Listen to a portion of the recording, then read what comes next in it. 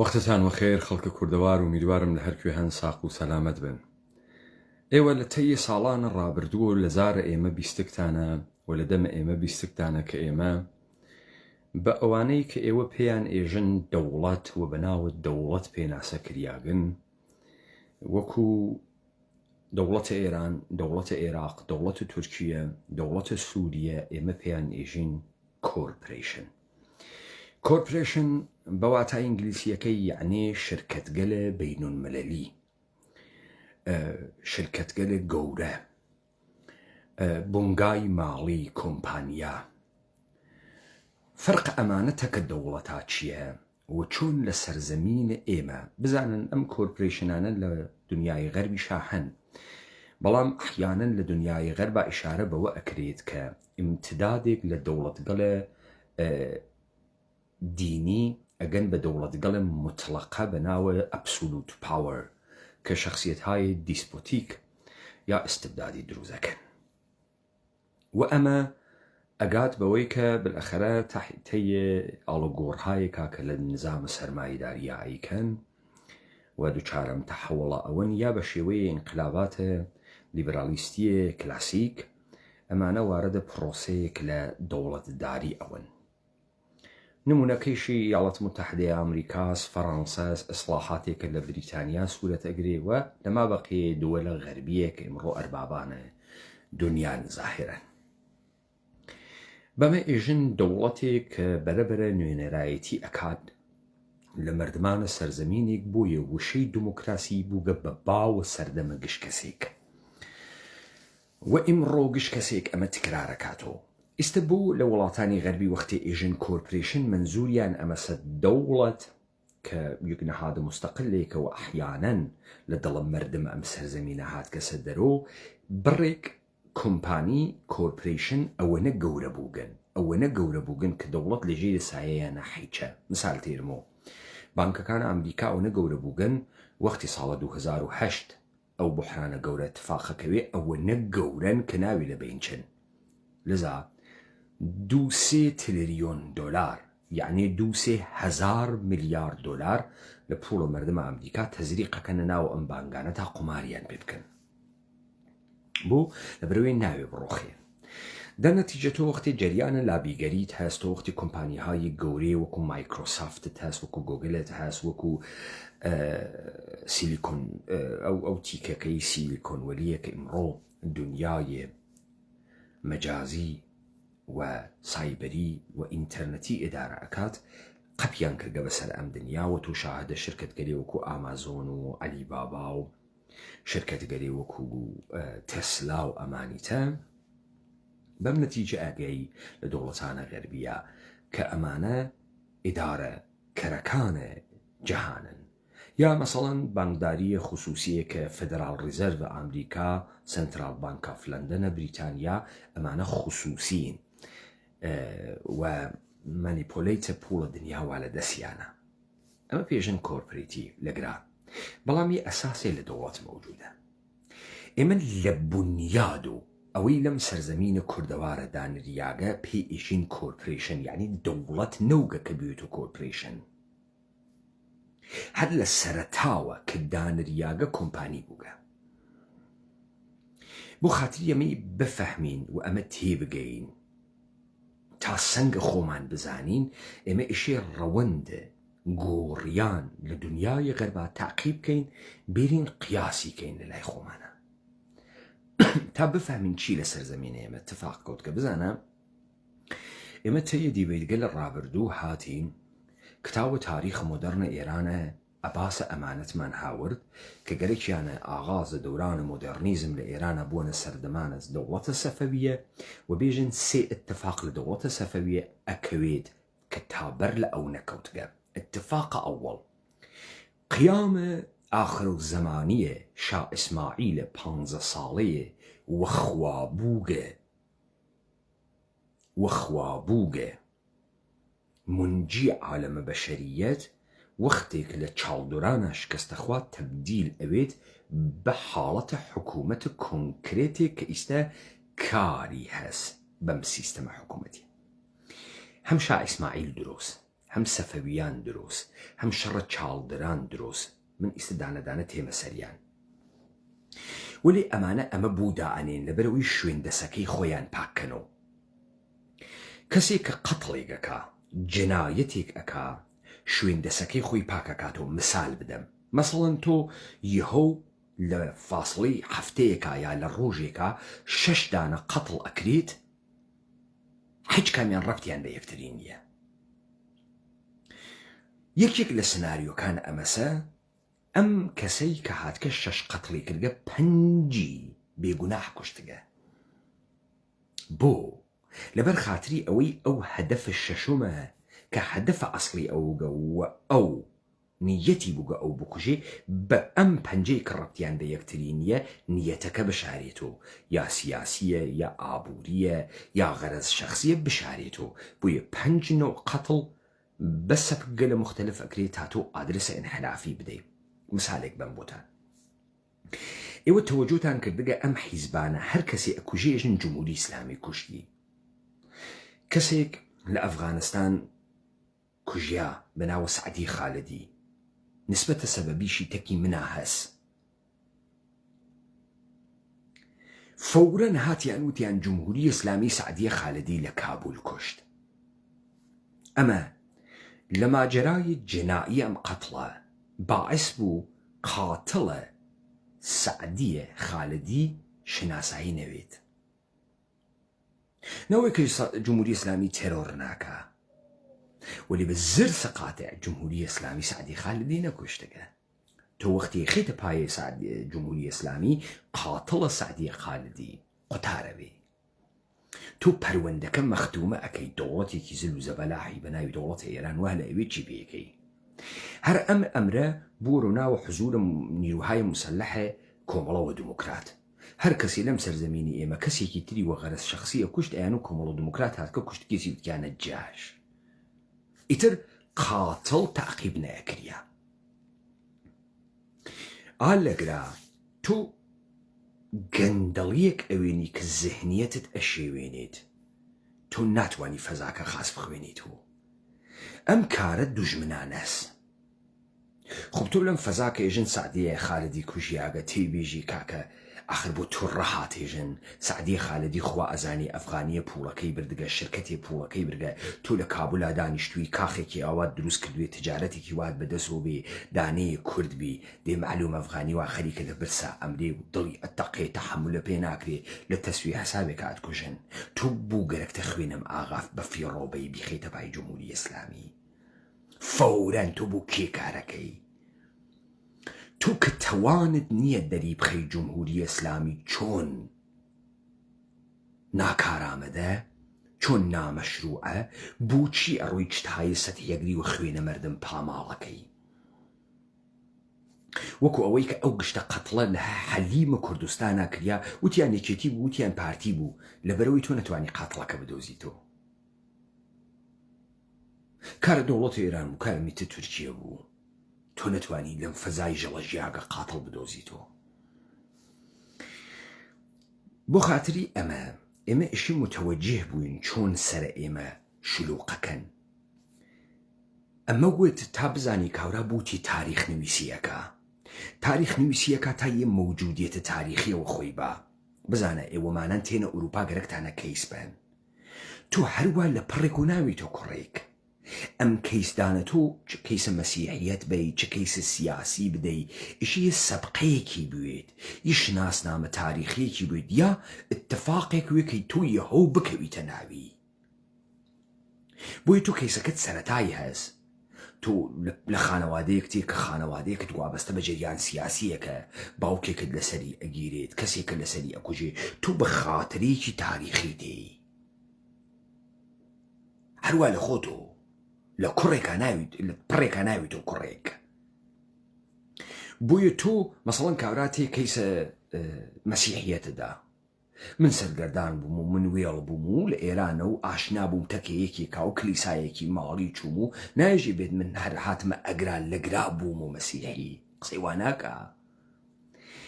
تۆ ئیشی شناسنامەیەک دابنیت حتا تۆ لە خۆشەویستیە خانمێک دەدۆزی تۆ حەزی پێیەکەی نایژی وەڵام من هەروە لە خۆی و چاوم پێت کەوت ئێژی من حەل لە زوو تۆم گەرەک و لە فڵانە ساڵە لە فڵانە زەماوەنە هەڵە پەڕید چۆپیت گرت و هەر تەواوشن تاریخێک دروست ئەەکەی بۆ ئەم اتفاقەکە کەوتگە وەکو تاریخسازیەک یەکێتی بۆ خۆیەکە پارتی ئەیکا وەکو کۆمەڵە وە درۆ ئێژێ ئێمە لە پاییزە ساڵە 47 خۆمانمان دروست کردگە درۆکە لە 26 ڕێبەندانی 57 بە کوژیانە هاوڕێ حەسەینە کەریمی 22 بەهمەن ئەرتش ئەعلام بێتەرەفی کردگە پارادایم شیفت بووگە ئەم بەرادەرانە قەهرەمانە کۆمەڵە تازە 26 بە کوژیانە حەسەینە کەریمی خۆیان ئاشکارەکەن ئاخەوتیان کاورایە لەک ئەعلامی کرد ئەمامە زەمانە خەڵک دای لێ وتی هانە مەکەین زوهورە نەمەکەم ئەگەر ئەمانە لە کەڵانتەریا کاک حەسەینی کەریمیان نەکوشتایە کۆمەڵە زوهوری نەیە کرد جای سەبڕۆ کاک حەسەینە کەریمی بدۆزەرەوە بزانە واقعەن واسە تاریخ بۆ خۆی دروستەکە ئێمە هەر بووگین و دانیشتگین و مشت و مڕمان کردگە و جەمعێک و گین و یەک و جەریانێک مەخسگەسە دەرەوە مەخفی شووگین خۆ ئەمە تاریخ سازیە بزانە حملەیە سولتان سەلیمە دووەم بە تەورێز دروست ئەکایژێ شەڕە چاڵدرانمان بوو ورد و درس ئەم قسە تکرارەکاتەوە با ئێمە حساوێکی سەرپەنجەیی بکەین لە ئەستەمبوڵ بە 600 دانە تۆپە ئەڕادەیی 600 دانە تۆپ لە وڵاتێکە وا جادەی تیانە جادەیە کە کوتیاوێت بەردە و کەمەرە و کەژە و دۆڵە و تۆ 600 دانە ئەڕا بە تۆپت لە ئەستەمبوڵ تۆپێ تۆ نەیحسێوکە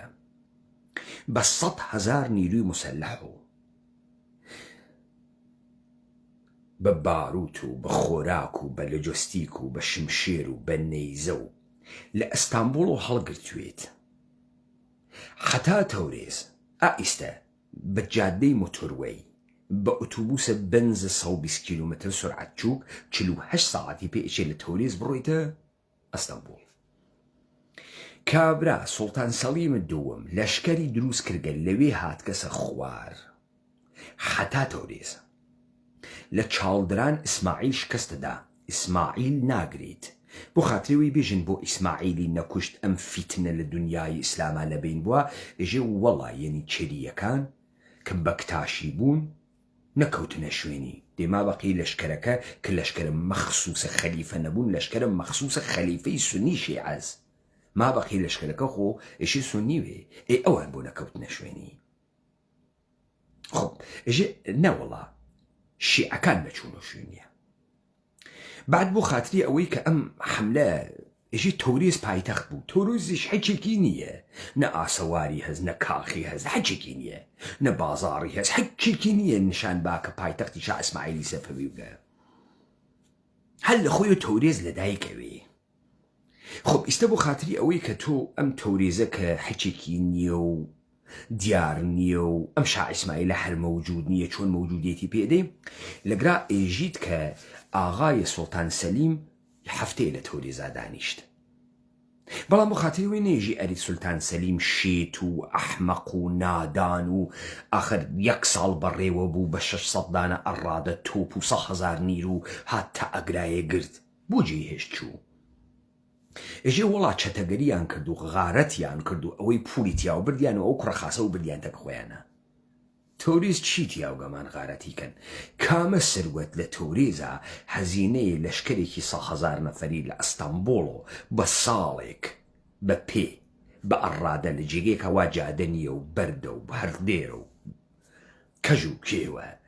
جوبران ئەکات و چه سروەتێکی واتی ئەم تەورێزە هیچی تیانە نە تەورێز پایتەختە بۆ خاتری ئەوەی کە بێژن باشە ئەم سوڵتان سەلیمە تا ئەوێ هات ئەی بۆچی ئەم خاکەی نەخستە سەرە خۆی بۆ نەیکردە بە شێرە ئیمپراتۆریەتە عوسمانی دێتر و حەزی پێ نەکرد و وەری حەچێکی تیاو بردی ئەی بۆ خاکەکەی دانەدیە بۆ ئەمە گەوجە گێجە ئەی بۆ ئەڕوا ئالبانی ئەگرێ ئەی بۆ یۆنان ئەگرێ جێی نایەڵێ ئەی بۆ لەگرا حاکمێک بە هەزاردانە سەرباز و دانانێ ئەم خاکەی گرتگە لەوێ تا ئەگرا هاتگە جواو ناداتەوە هەچکە نایکاتە سوال نە تەورێز پایتەختە نە شەڕە چاڵگران کریاگە نە سوڵتان سەلیمێ بووگە نە شا ئەسماعیلی بووگە خۆ ئێستا گەنە کوێ ئێژێ سێ اتفاق کەوتگە اتفاق ئەوەڵ دەستگاهە فقاهەتیە شێعە دروست کریاگە قانون فقه شێعە بۆ ئەمە یەک مشتمەلا هاوریاگن ئەلامە مەجلیسی و کرەکی و لە بەعلبەک و وەکو خاندانە ئایەتۆڵا مەردوخە سنە ئایش لە بەعلبەک و هاتگن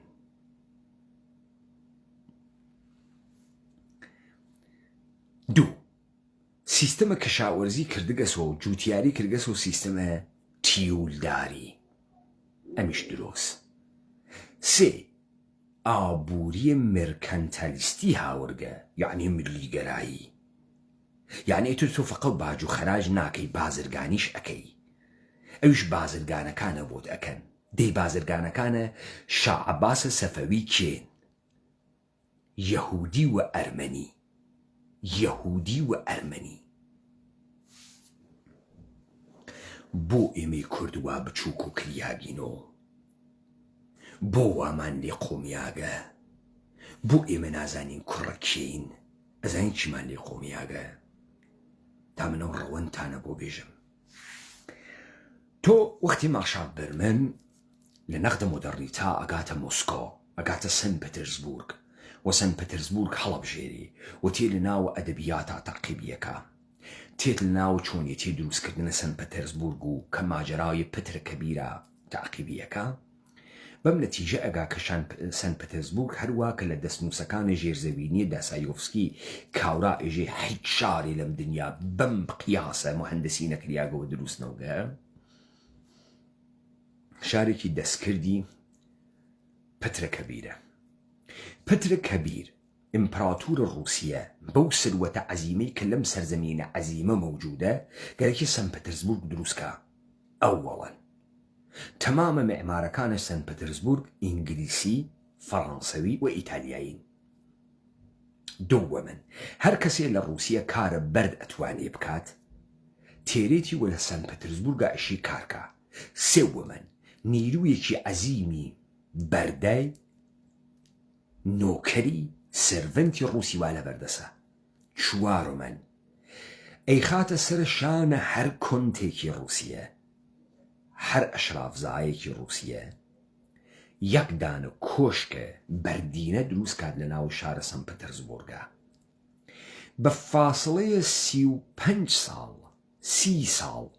30,000 ماڵ دروست ئەکرێ لە سەن پەترزبورگە بەچی بە سەرمایەی عەزیم ئیمپراتورە ڕووسیە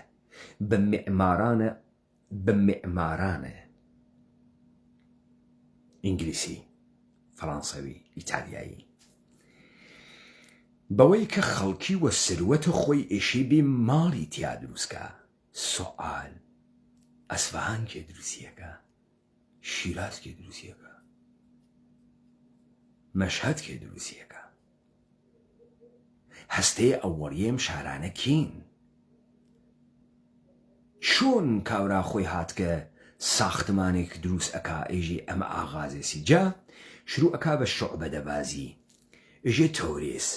قەزوین نە تەورێز شارە نە قەزوین شارە شاع عەباسە سەوەم ئەکاتە قەڕنە چەندۆم شاع عەباسە سەوەم ئەکاتە قەڕنە هەژدەهۆم قەڕنە هەژدەهۆم نە شاع ئەسماعیلە قەڕنە شانزەهۆم ببەخشن هەڤدەهۆم هەژدەهۆم ئەسفەهان تێ دروست ئەکاتەوە وەچی دروستی ئەکاتەوە وە کامە پۆڵ وە کامە معمار ڕووسیە بەو قودرەت و پێشڕەفتە بە نسبەتە ئەم ئێرانە معمار لە ئوروپا وارە دەکا ئەی تۆ چۆن شکڵە بەناکانت چ بەناکانە قاجاڕت چ دانانە شارە تارانت گشتی شکڵە شارەکانە ئوروپان ئەی تۆ معمارەکە کێ بووگە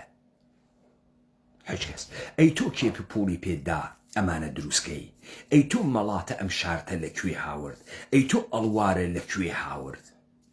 جواب ناتۆ هەچ جوابێک ناداتەوە خب وەختی ئێمە ئەمە ئەزانین ئیستا ئێشێ بزانین چیمان لێ قۆمیاگە چه اتفاقی لەم سەرزەمینە کەوتگە ئەم مردمی ئێمە بۆ حاڵیان خراوە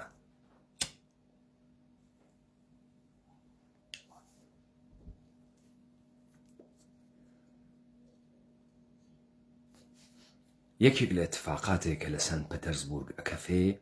دوای جەریانە دەسەمبریستەکان ئەمەسایە کە تزار نیکۆلای بەر بە پێشرەفتە ئابووریە شارە سەنت پەتەرزبورگەگرێ چون ناڕەحەتە لەوەی کە تەبەقەیەکی جەدید بەهۆی ئابووریە دنیای جەدید و بەوجود بێ تەبەقەیە سەرمایەدار تەبەقەیە خوردە بورژوا دروست بوێ و ئەمانە بین بەربەرەکانی دەسەڵاتەکە ماغا بکەن بەری بێگرێ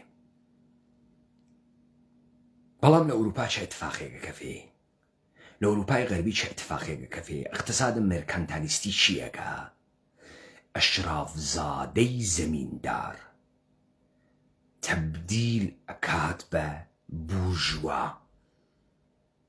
هەم تەبەقەی جەدیدە بورژوا دروسەوێ هەم ئەشرافیەتە زەویداریش تەبدیل ئەوێ بە بورژوا یعنی هەم ئیجارە بەهای زەمینی وا لەدەسە و هەم ئەوێت و ساحیوە کارخانەیش هەم ئەوێت و ساحیوە سەرماییش سوال لە سەرزەمینە ئێمە ئەشرافیەتە ئێمە و مردمانە ئێمە چیان پێات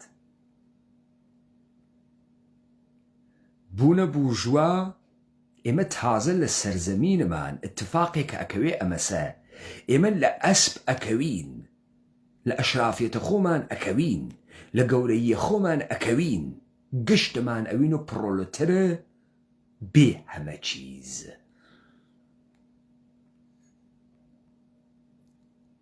زەمینمان نامێنێ مەڕ ماڵاتمان نامێنێ ئەبزار و کۆنە بەرهەم هاوردنمان نامێنێ نەک ئەمانە نامێنێ چون قۆناغەکە ئەگۆڕێت ئیستا ئەوین و کارخانەدار ئەوین بە هیچ ئەمە لە هیچ کوێ دنیا اتفاق نەکەوتکە ئێمە ئەوین و هیچ هەرچیەکمانە دەستی ئەدەین ئەوین و بێ هەمە چیز مەقاممان عنوانمان تایتڵەمان خاکمان سەرزەمینمان گشتی لەدەست ئەدەین ئەخە تۆ وەختی بەحسە دەوڵەتە مودەرنە ئێران ئەەکەی ئیشی لەگرا وەختی توی ژێمە دەوڵەتە ئێرانە لە دڵە مردمە ئێرانە هات کەسە دەرۆ ئەگەر تەبەقەیەکی جەدید دروست بووگە ئیشی ئەم تەبەقەیە جەدیدە لەگەڵە ئەشرافیەتە بە یەکۆ بڕواتە بەرەو تا ئەم ئەشرافیەتە سویچ کاتە ناو دنیای سەرمایەداری سروەتگەلە زەمینیان تەبدیلە بە سروەتگەرە تەولیدی بوێت ئەبزارە تەولید بوێ چه اتفاقی بۆ مردمە ئێمەکەوێ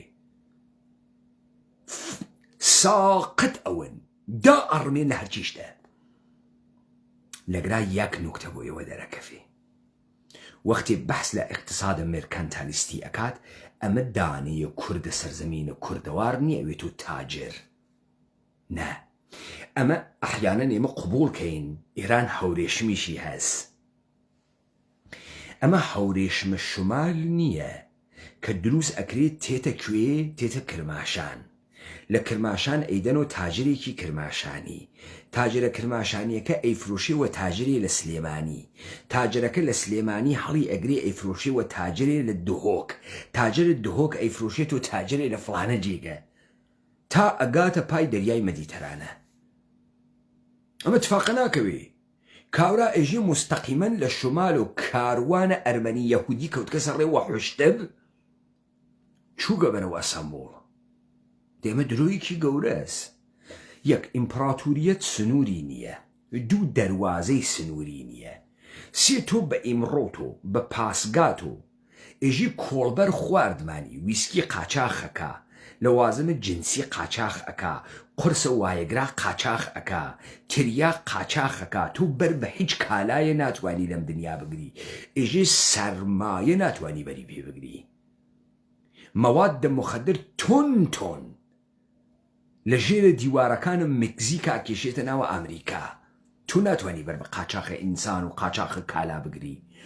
چۆن دەوڵەتە عوسمانی بەری ئەگرت بەوەی کە دانەیەک ئێرانی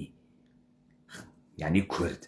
تجارەتیان تەکا بکە فقەئیشی یەهودی بیکا و ئەرمەنی بیکا؟ چۆن نەیتوانی بەری پێی بگری؟ دێکاورە هەنی حشتر و هەنی قاتری خستووە ڕێ.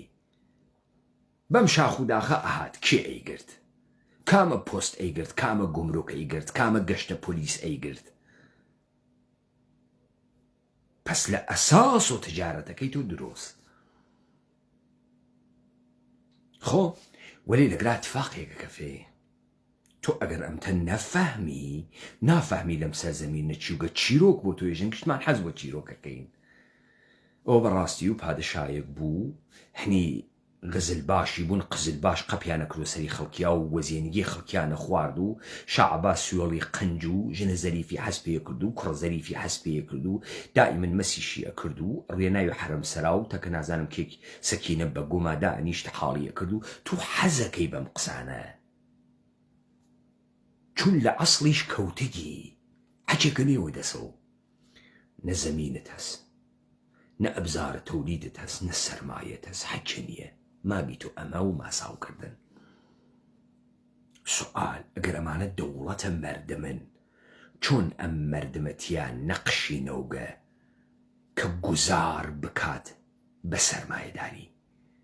خب لەگرا کی ساحبە ئینحسارە تجارەتە لەسەر زەمینە ئێمە؟ کی تجارەتەکە؟ گەورەترین تاجرەکان؟ دەوڵەتە تازە تەئسیسە عوسمانیە، دەوڵەتە تازە تەئسیسە ئێرانە و دەوڵەتە تازە تەئسیسە عێراق و سووریە. گەورەترین تاجر ئەوانن. دەی ئەمە دەوڵەتە یا شرکەتە تجاریە؟ ئینحسارە هاوردە و بردەوا لە دەسیانە. ئەوان مشتێک کارمەند دروست ئەکەن وەکو بابەکە زەنجانی 2 ملیاردی هەو ئەتەقێت یۆرۆ.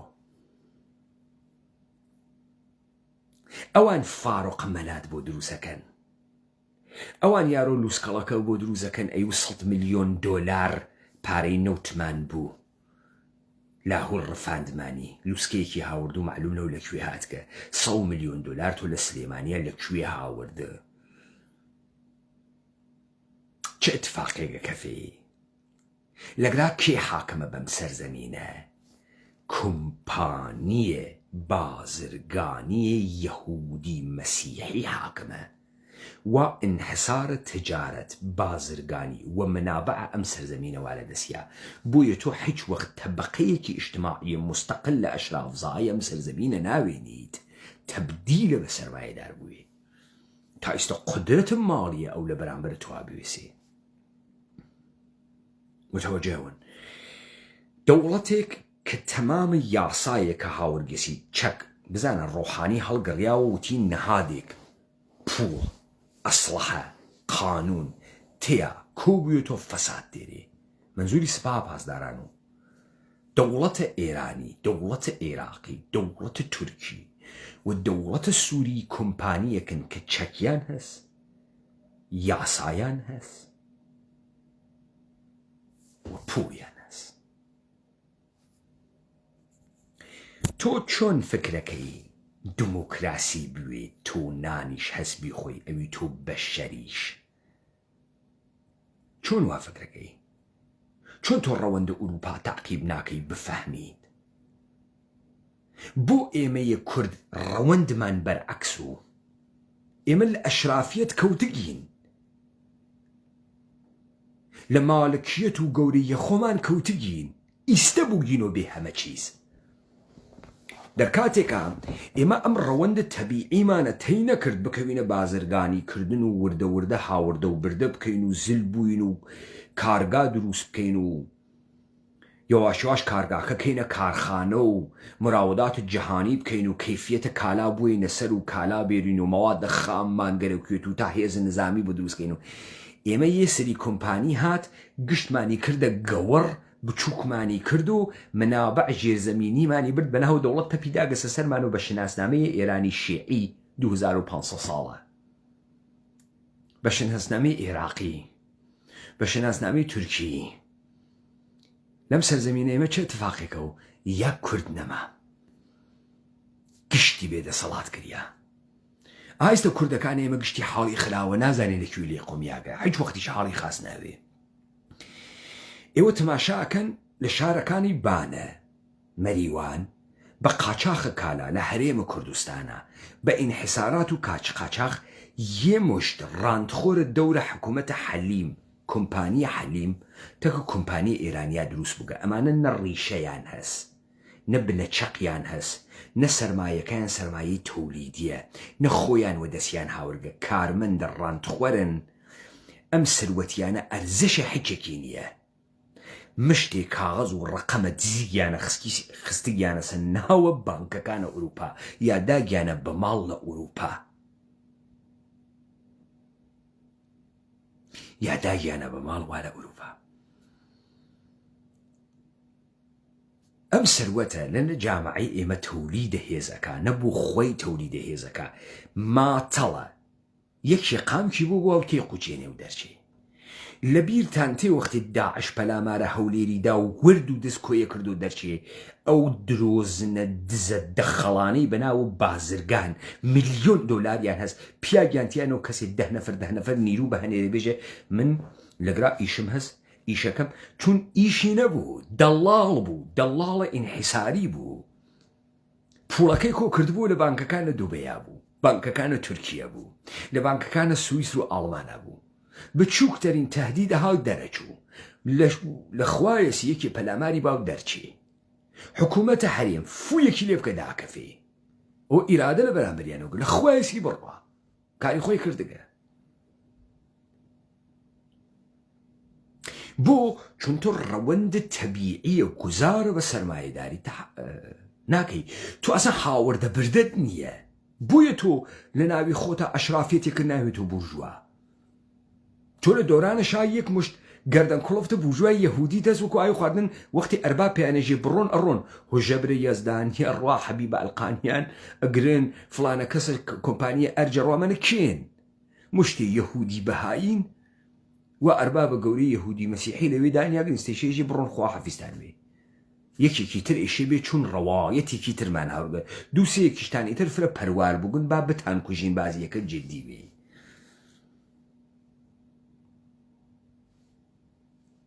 پس ئەگەر دەوڵەتە ئێرانی هەر فازێکی تر بگۆڕێ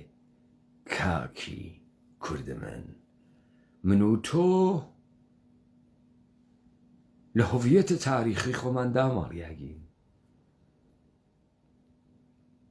من و تۆ بە حیاتی لەم سەرزەمینە گەورە ناوین صاحب ئەم خاکە نیین صاحب خەلاقیەت نین صاحب سروەت نین. بۆ لەبەرەوەی تایتڵەکان و عنوانەکانە باواکانمان لێ سندریاوە کریاین بە پڕۆلتر بێ هەمە چیز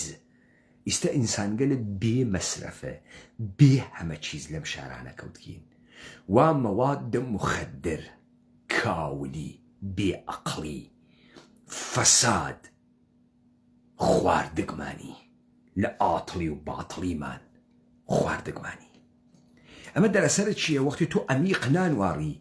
بێژی من بۆ لە ئەسب کەوتم من چۆن ئەم گشتە دەوڵەتە باس ئەکەن تیا هیچ سەهمێکم نییە چۆن لە هیچ گویا دیار نییەم تا ئاغای هومایۆنە کاتوزیان بێت بێژێ ئێمە ئەشرافیەتە کۆتاه مودەتمان هەست ئەشرافیەت ئیمتیازە حەق نییە درۆوەکە ئێمە جەدەن دەرجەت ساحێ و زەمین بووین ساحێ ئەم سەرزەمینە بووین جەدەن دەرجەت منتەقەمان مشەخەص بوو جەدەن دەرجەت قودرەتمان مشەخەص بوو. ئێمە لەکەی وە دۆڕاندمان لەو وەختە وا کۆمپانیەکی بازرگانی گەورە هات کالای هاوردەم سەرزەمینە کالاکەی ئێمە لە ڕەونەق کەوت کالاکەی ئێمە گران بوو پوڵی چاپ کرد شاری دروست کرد بەردەی تێ کۆچدا وتی ئەمانە دەوڵەتن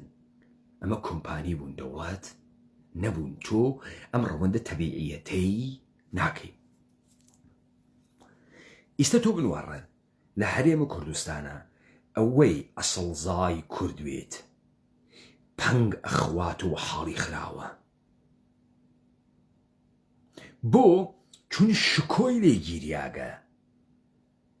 چون گەورەی لێگیریاگە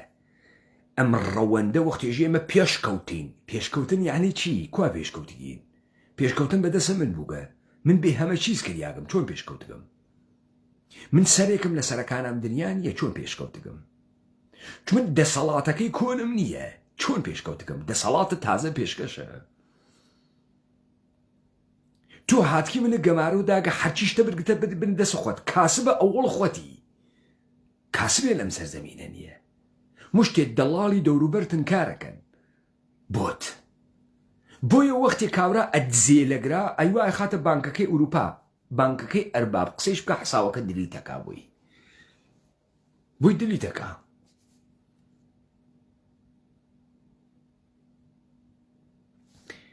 با تۆ چۆن ئەم تاریخە باوەڕەکەی چۆن باوەڕەکەی ئینقلابە مەشروتیەت کریاگە ئەشرافزایێ دەسەڵاتدارێ ئێڵێکی گەورە بۆچی ئێشێ خۆی بواتە ژێرە دەسە خەڵکی وەختی خۆی ئەتوانێ مەعامەڵەکە وەختی خۆی ئەتوانێ پوڵ دەربێرێ وەختی خۆی ئەتوانێ قودرەتمەند بوێ بۆ ڕاتە ژێرە دەسە خەڵکی پس تۆ لەگرام مەجالە بازرگانیت نییە تۆ تەکە هیچ ئوروپایەکە بازرگانی نەکردگە ئەو شرکەتات کە سەگرا خۆی ئوروپاییە خۆی مەوادە خام ئەوە وەگەنە لەم سەرزەمینە فرە کەسێ بوو داهانی بوونان بخوا و ئەیتوانی مەعامڵەکە و ئەم سروەتەکە لە ڕێگەی تجارەت بەدەستی تێری بوێت و کارخانە و بوێت و مەعمەل و وەکو ئەم ئەشرافێتەوە لە ئوروپا هەست وەکو ئەم غوڵانەی ئێستا بووگن و تسلا و مایکرۆسافت و گوگل و فەیسبوک و ئامازۆن و ڤۆکس واگۆن و بنز و تیۆتا و چۆن ئەم ئەتفاقە لەسەر زەمینەی منەکەوت بۆیە من پێتانێژم ئێمە هیچ وەخت سەنعەتی ناوین هیچ وەخت ئێمە هیچ وەخت ورە پەیا ناکەین چون بێورە کریاگین بێشناسنامە کریاگین لە لەحاظە ئابووری و تاقیوی ناکەین نافەهمین ئەو بۆ ئەوەڵین بارە ئێوە فەهمیتان ئەشرافزای کورد ساحێ وەم سەرزەمینە کریاگەوە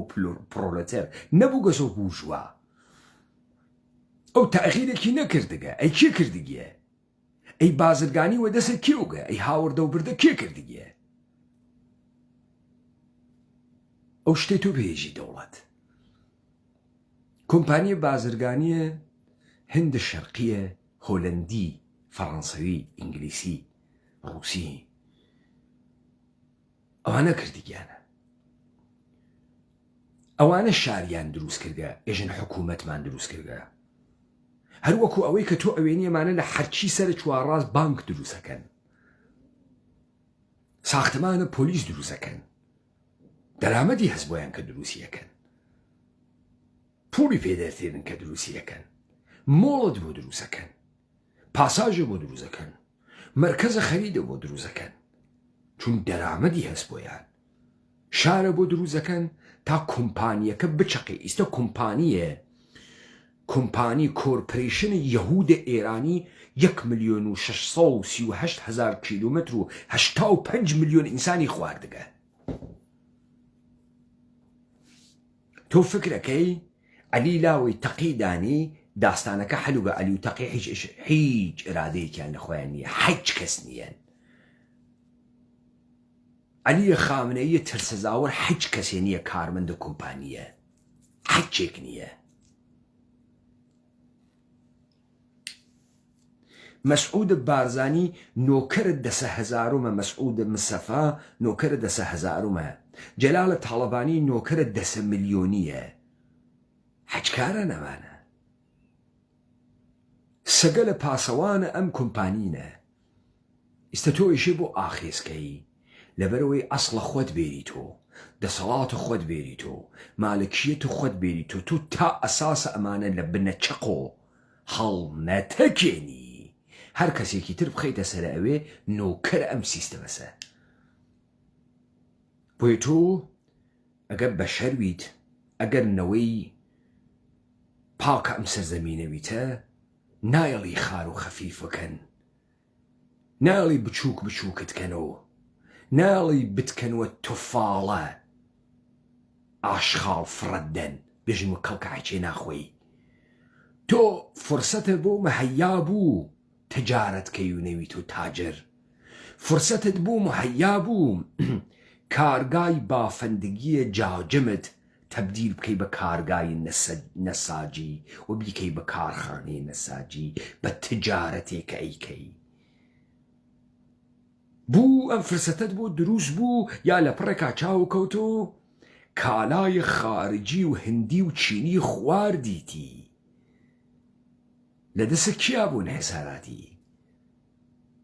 تۆ چۆن فکرەکەی حاڵە خاسە بێ وەختی هەرچی قودرەتە لە تۆ سندریاگەسە؟ چۆن قدرت بۆ مەلەکەی بریتانیا چتە قەشەنگێکە، بۆ سەرەکان و مەجلسە ئاعیانیان چتە قەشەنگێکە، بۆ دەوڵەتە بریتانیا شتە قەشەنگێکە، بە من و تۆ ئەگا دەسەڵات چتە پیسێکێشێ تفیکەینەوە. بۆ ئەوان گشتی قەشەنگە، بۆ ئێمە گەنە. بۆ ئەوان ئەشرافزا بوون قەشەنگە، ئەشرافزاست. بۆ ئێمە ئەشرافزا بوون دواکەوتویە. ئەمە کی ئێژێتی؟ ئەمە کوڕە فاحشەکانە ناوە شارەکان ئێژنی وا کۆمپانیە هند شەرقی دروستی کردن، دایکە فاحشەکانیان و باوکە بەردەکانی هاوردن ئەساسە کۆرپۆریشن و کۆمپانیە ئێرانی و تورکی و عێراقی دانیا. ئەمە ئەوانە ئێژنی چون تەباریان نییە، چون بنەچەقیان نییە، چون وجودە هۆزی و تیرەیی و خێڵیان نییە، چون کەسوکاریان نییە. ئیستا نۆکەرە کۆمپانی و فکرەکەن ساحێوە من و تۆن. من و تۆیش بچووک و کریاگینۆ لەسەر خاکە خۆ لەسەر سەرزەمینە خۆ ئەوەڵین شتێکە لە دەستمانداگە ناوە خۆمانمان لە دەستداگە. تۆ ئەگەر بۆ بیرە نەیە تۆ کوڕکێی باوات کێ بووگە جد کێ بووگە. ئەمڕۆ بچووک ئەوی تۆ ئیشت تەکسی ئەەکەی، بچووک ئەوی تۆ ماساو ئەەکەی بۆ دەوڵەتە ئێرانی. خۆت بچووک بچووکەکەی تۆ نەبیرە چووگە ناویان لێت چەندگە حملەیان کردووە ناوت. ئەمانە کەی مهم من؟ نا مهم نییە، وەلێ نەوەی مەلەکەی بریتانیا مهمە حەڵاڵزاوێ، دایکی دیاروێ، باوکی دیاروێ.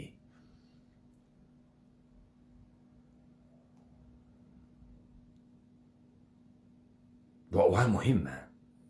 بۆ ئێمەگەل مهم نییە. من مێگەلین مەڕ و ماڵاتین وامان پێژن هەین، ئێمە ئەوە هەین. پە تۆ دیت ئەمە تاریخێکی دروستکریاگە شناسنامەئیە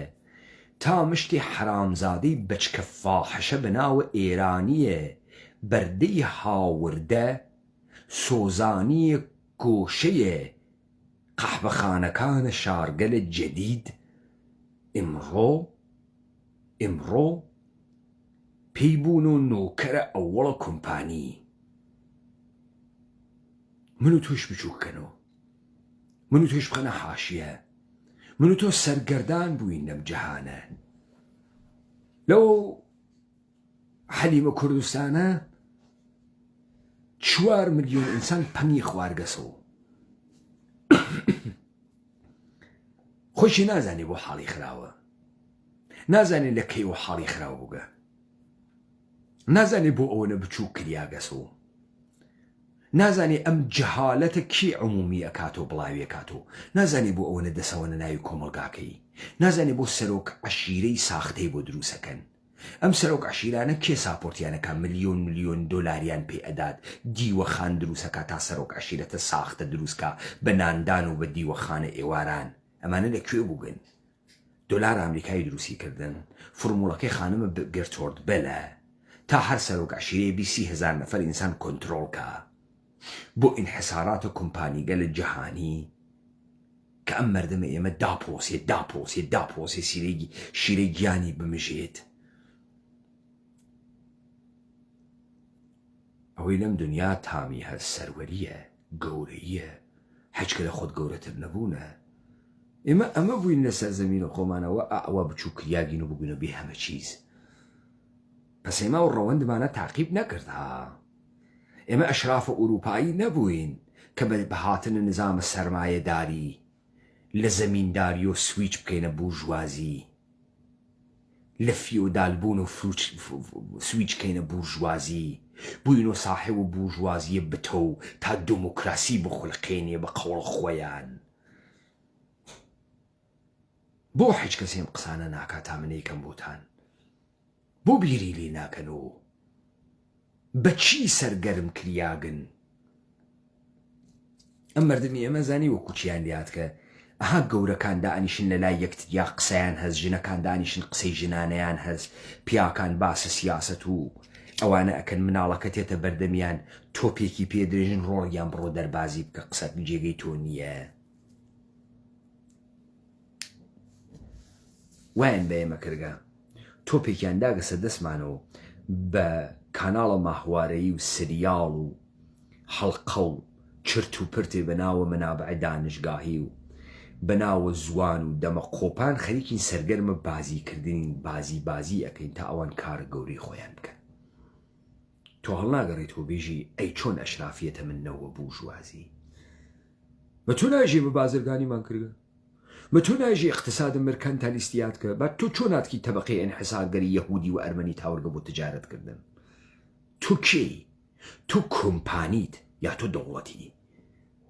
تۆ کۆمپانیە بازرگانیت یا تۆ دەوڵەتی متوجه هەوین ئومیدوارم متوجه بووین تا ئیتر لەم چەلەحانی و دەمپانۆکردن و خەسار ناسیە بکەوین داستانەکە بەسە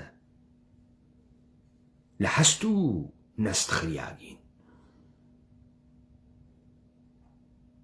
لە ڕەچەڵەک خریاگین لە دەسەڵات و قودرەت خریاگین هەروە لە خۆیوە واقە گرتمانیان دەوڵەتە ئێرانی بە هوهو دەرەچێ ئاو کۆمپانیە وە هوهو دەرەچێ وە شەرتە ئێوە بفەهمن کێن ئاوڕێ لە خۆتان بەنۆ بفەهمن کێن هەرچیەکتان پێژن قبولی نەکەن تا مشتێ بنە جوولەکەی ئەرمەنی تورکەمەنی یەهودی ئاسووری کوڕە سۆزانی فاحشەیە فاحشە خانەکانە نظامە سوڵتەی جەهانی و کۆمپانیە هەند شەرقی ئەمڕۆ نۆ ساحێوە تۆ ئەو تێژێوە تۆ بنە چەق چییە کوڕە کێبوون کەی مهمە ئەی تۆ ڕۆڵە تۆ لەکوێ هاوردە وا تەقیگی دانێ سوالکەرە بوو تێرن ئێژێ من لە حیچۆ بوومە ملیاردەر تۆ چۆن لە حیچۆ بووی تۆ ملیاردەر لەکوێ هاوردە بە چی تۆ بوویتە ملیاردەر تۆ چۆن لە ئیمتدادێک و نەهاتگی بووی تۆ ملیاردەر دەوڵەتە فاسدە یەهودە ئێرانیژە من 2500 ساڵە دەوڵەتم جعلەکان یەک لە دوای یەک هەرچی بەچکە مەلاس ئیستە 5 جەدمەلایان بۆ خۆیان دروست کردگە مەلا ئەشرافە تۆ چۆن کوڕە قەرەج کوڕە سۆزانی تۆ چۆن یەکشەوە بووی تۆ میلیاردەر چۆن ئەمە لە ناوە توا تەداومی بووگە چۆن تۆ لە ناوە ئەم گشتە سرعەتگیرە لەگرا بەگراگەیەکی تۆ کی هاوردەکتی ئالەگراسە تۆ ئەفامی کۆرپۆریشن یعنی چی لەم سەرزەمینە لە پڕێکا نەهادێ دروست بووگە ئینحسارە هەرچی بازرگانی و سروەتە گرکێسیە دەست دەسەڵاتە گرکێسیە دەست ئەوەی متعلق بەم مردمە بگو لە دەسەڵات لێی سەردەگنەوە ئابووری کۆمەڵایەتی سیاسی و نظامی لە خەڵکی سەردەسەوە گەشتی وا لە یەکدەخۆیە ئەمەسە کە تۆ نافهمی وەختی کاوراژی اقتصاد مرکانتەلیستیە ئینحسارە تجارەت وا لە دەستی یەهودی ئەرمەنیا شاخۆی تاجرە ئەم خەڵکە چ کارەس ئەم بازاڕە چ کارەس چۆن ئەم بازاڕە کار ناکە شا چۆن نەتوانی کاری وا بکە بە کامە قودرەت توانێت کاری وا بکە ئیلا ئەوەی کە تۆ سەرچاوی هاوردە و بردەکە خۆتی کەشتیەکە خۆتی شارسازیەکە خۆتی بنکەکان خۆتی گشتی خۆتی مردمێ لەگرا مەوجود نییە مشتێک کارگەر و کۆیلەشی تاوەرگە کاریان لێکێشی تا ئەساسی شار دروستەکەی ئەمە و چیکەگەلە بوو لە شەرحەدی بەیتکەری ڕابردووە تەنیا ڕێگەیە کە ئێمە ئەتوانین تاریخ بگۆڕین و بڕۆینەوە سەر شکۆی جارانمان قیامە نابودکردن ئەم سیستەمانەسە قیامەکەیشی فراسانە تۆ ئیستە کە وردە وردە ئەمانە ئەفەهمی لە دەروون تا ئەتفاقێکە کەفێ تەواوە ئەو بچووکبوونە کە تێت کریاگە ناگەهان ئەگۆڕێ ناگەهان چفە دەست پێیەکە پرسیار دەست پێیەکە ئەم کوڕە سوزانیانە کوڕکین لە بنە کامە ڕەوایەتە بنە چەقی ئەم سەرزەمینە تێنە دەر تۆ نەتوانی بێژی سەر بە کامە هۆز تیرە ئێڵی خێڵی تۆ بەچکە فاحشەی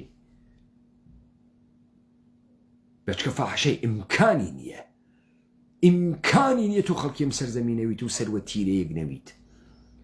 سەروە خێڵێک نەویت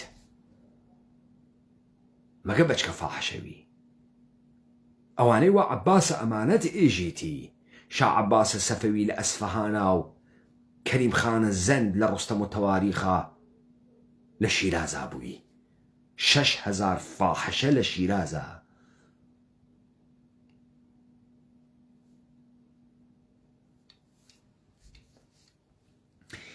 لەذا تۆ وەختی ئەمە بەڕەسیەکەی ئیستە ئەفەهمی حاڵە ئەم مردمە ئێمە بۆ ناخۆشە بۆ قبوڵ ناکا بۆ ئەم کوردە ئێمە ناچێتە ژێرە بار ناڕواتە ژێرە بار بۆ هەر مقاومەتەکە عەلا ڕەقمەوەی کە یەهودی جیهانی 300 ساڵە بە پڕۆژات کەسە ناوی هەر دەسەوە شێنی وە لە نازانی چۆن دەسەوە شێنی دەلەکەی ئەمەسە تۆ لە ئەسڵ خریاگی ئەوەڵ دەحفە ناویان لێت هەڵگرتبە لێ دووە ناوە ساختیان داگەنێت لەبەرەوەی غافڵ بووی لە خۆت لە تو سوال ناکەی ئەگە تۆ دەوڵەتی و ئێمە تۆمان دروست کردگە چۆن ئێمە لە کاتێکا کە تۆ دروست ئەەکەین وارد ئەم دنیای جەدیدە ئەوین ئەبزارە تەولیدیشمان تەکیان ناگۆڕێ سەرمایەشمان تەکیان ناگۆڕێ شکلیشمان تەکیان ناگۆڕێ تۆ ئەوەیشی ئێمە ئەمانزانی لێمانە سند شێوەی تەولیدە لێمان سند ئەزانی چی ماگەسۆ ئیستە لە ناوی مردمە ئێمە تریاک ماگەسۆ تریاک کالای ئینگلیسی ماگەسۆ وا ئێوە بە تریاک حزورتان پیا کرد لەم سەرزەمینە بە چای حزورتان پیا کرد بە تەماکۆ حزورتان پیا کرد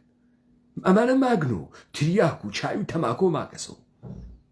وەلێ ئەوەی ئێمە وە بیرمان بێ لە شێوەیە فەرهەنگە خۆمان لە تەولیدمان گشتمان لەدەستا